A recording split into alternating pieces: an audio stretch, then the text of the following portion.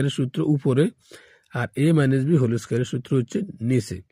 তো সূত্র কি? সূত্র হচ্ছে a square plus 2ab plus b square. তাহলে এটা রইল একটা। আর এখানে a মাইনাস b সূত্র হচ্ছে a square minus 2a plus 1, এটা হচ্ছে a মাইনাস b এর সূত্র। এরপরে হচ্ছে 4 প্লাস 3x এটা, এবং এটা আমরা এই 4 প্লাস 3xটা এটা আমরা কি করব? 4 প্লাস 3x এ লিখবো এবং যোজনের জন্য যোগ দিব, এবং এরপরে আমরা হরটা লিখে ফেলবো। লিখে ফেলার পরে এরপর হচ্ছে আমাদের বিয়োজনের কাজ। বিয়োজনের কাজ হবে উপরের লব থেকে, তাহলে 4 প্লাস 3x, এরপর হচ্ছে মাইনাস, এরপর হচ্ছে 4 মাইনাস 3x, 4 মাইনাস 3x, এখানে a মাইনাসটা এবং a মাইনাসটা আমাদের কি হবে? মাইনাসে মাইনাসে প্লাস হয়ে যাবে।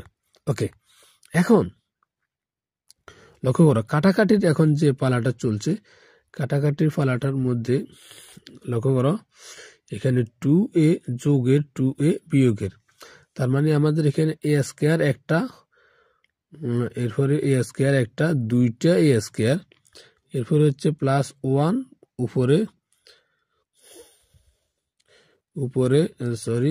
প্লাস 1 এবং প্লাস 1, অর্থাৎ একে একে 2, এই দুইটা আমরা এখানে লিখছি।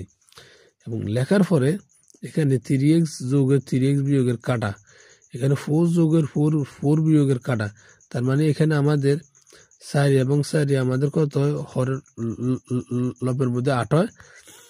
আর এখানে আমাদের 3x আর 3x এখানে হয়ে যাবে 6x। তো এখন এই জায়গা থেকে উপরে লব থেকে আমাদের 2 কমন, 2টা এখানে লিখলাম। লেখার পরে আর থাকে a স্কয়ার প্লাস 1, আর এখানে আমাদের 4a যথারীতি ঠিক থাকবে। আমাদের এখানে কাটাকাটিগুলো হওয়ার পরে আমাদের কিন্তু 4a হয়ে গিয়েছিল। এখানে